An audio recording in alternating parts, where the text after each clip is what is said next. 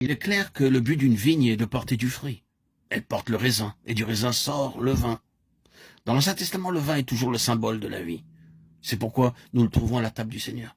Il représente son sang, et en lui est la vie. Il l'a appelé lui-même le fruit de la vigne. Il n'a pas dit « je ne boirai plus de mon sang » jusqu'au jour où je le boirai nouveau dans le royaume de Dieu. Ce qu'il a dit, ce fut « je ne boirai plus de ce fruit de la vigne jusqu'au jour où je le boirai nouveau dans le royaume de Dieu. » Marc 14, 25.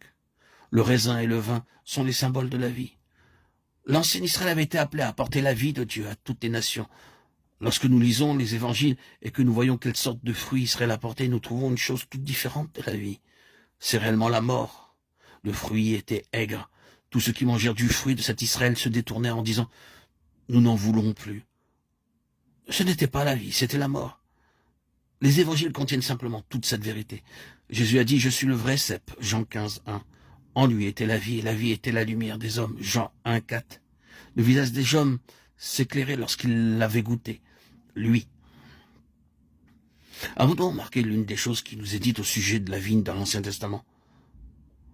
Nous lisons dans Ézéchiel 15 que la vigne n'a pas d'autre but à son existence que celui de porter du fruit. Avons-nous jamais vu que quelque chose soit fait du bois de la vigne? Nous n'avons jamais vu de table, ni d'instrument, non pas même de canne, qui soit fait du bois de la vigne. Ézéchiel dit que l'on ne peut rien tirer du bois de la vigne. L'on ne peut pas même en faire une cheville pour y suspendre un objet. La vigne est absolument inutile si elle ne porte pas de fruits. Le raisin est le seul but de son existence. Si elle ne porte pas de raisin, alors dit Ézéchiel, on peut simplement la jeter au feu. Il n'y a pas de produit secondaire de la vigne, pas de second emploi. Elle n'existe que pour une chose, et une seule chose, c'est le fruit. Dieu avait levé l'ancien Israël afin qu'il porte son fruit divin de vie et de lumière aux nations. Mais Israël manqua à sa tâche. Dieu n'avait pas d'autre but pour un tel Israël. Il dit donc, jetez-le dans le feu. Il a fait cela il y a plus de 20 siècles. Et c'est là qu'est Israël maintenant.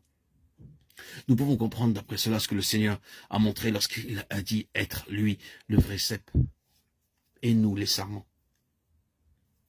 Le vrai cep est celui qui remplit le seul et unique but de son existence. Jésus ramène ainsi cette illustration sur lui-même et sur son Église. Et nous voyons très clairement quelle est la nature du Seigneur Jésus. Il veut atteindre tous les hommes, embrasser le monde tout entier. Il appelle toutes les nations dans son cœur. Tous les hommes sont l'objet de son intérêt, et non pas une seule nation. Il a dit à ses disciples, allez donc et faites des disciples de toutes les nations. Matthieu 28, 19. C'est la nature même de Jésus de faire cela. Il lui est tout à fait étranger d'être exclusif, petit et étroit, et préoccupé de soi.